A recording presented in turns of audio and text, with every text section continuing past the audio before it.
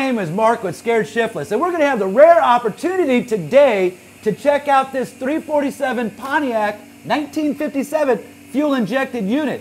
They only produced 630 of these vehicles. They actually say that it had 310 horsepower at 4,800. I doubt it, but we're going to see what the truth really is. This thing actually also got 17 to 18 miles to the gallon and did the fastest time back in 1957 of 101.6 miles per hour. Wait. It's Hollywood. Hey, Hollywood. Hey, it's Mark. Yeah, hey, cool. Yeah. Hey, can you get me $100 on Big Dog Pontiac on the second take? Hey, thank you. Cool. Let's get started. Let's fire this jewel up.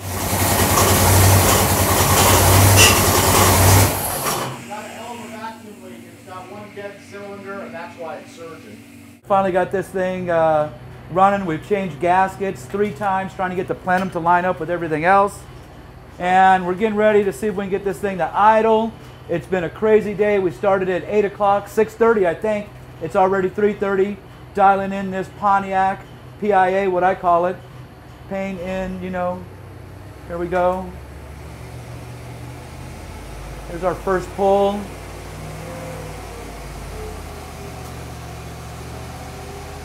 We're at 2,000 RPM, torque 289, our horsepower 223 I think I saw there. What does that mean?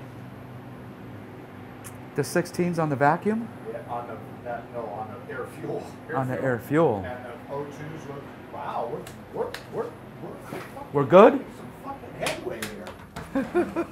Most of the time I deal with a carburetor, the spark plug wires, get on the scar and the spark plugs, get a carburetor is a piece of shit. You put spark plug wires on it, runs like a charm. Really? We're at 2,000, 150, 180, 200, 230, 220, 222 at 46. See, what happens is, anytime you have, it's just an air leak. So anytime you have the butterfly too far open, you will actually, on this thing, you're going to lean it, because it can't compensate for idle fuel. There's the pull, there's the pull.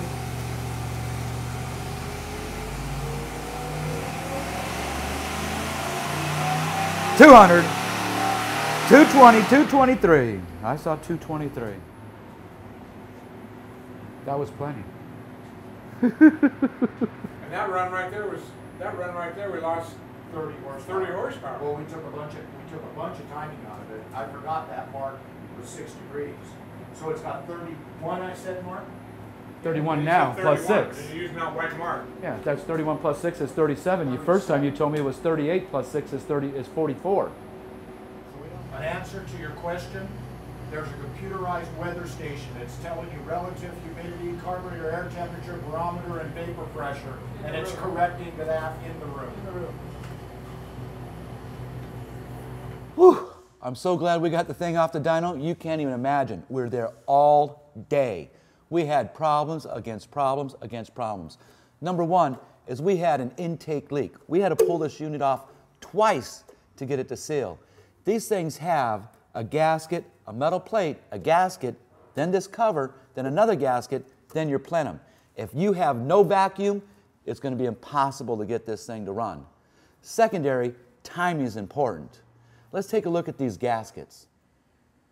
Right in there you have a gasket, a metal plate, a gasket, and then our plenum, you have another gasket right in there.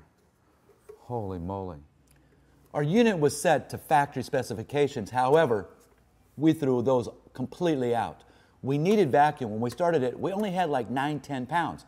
We knew we needed to get up to at least 14 to 18 to make this unit run right.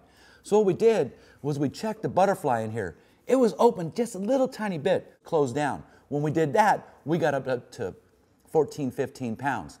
That got us where we wanted to be. Next, what we needed to do was to check our choke. Our choke has to be in such a position that when it rotates, it moves the vacuum to different areas of our unit. So now we adjusted that, we were right there. Next thing we did was check our timing. We needed to be right at 6 degrees or thereabout to make this thing run right. At that point, we're able to start the engine, get it running, and start diagnosing the problems. Our number one problem was it was lean. And as we accelerated it, it would just get leaner, leaner, leaner. So what we did is we moved our unit and forced it to get rich. Once we got it to accelerate on the rich side, we got up to about 240 horse, which is nothing for this. We were looking to get 300 or better.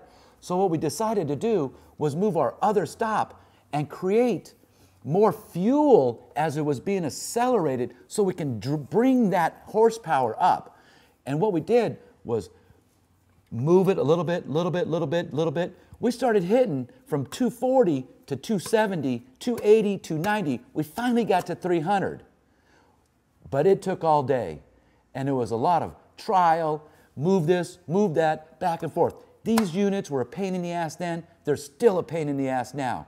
My name is Mark with Scared Shiftless, and I hope this helps you to decide, take this unit, carburate it, and have some fun.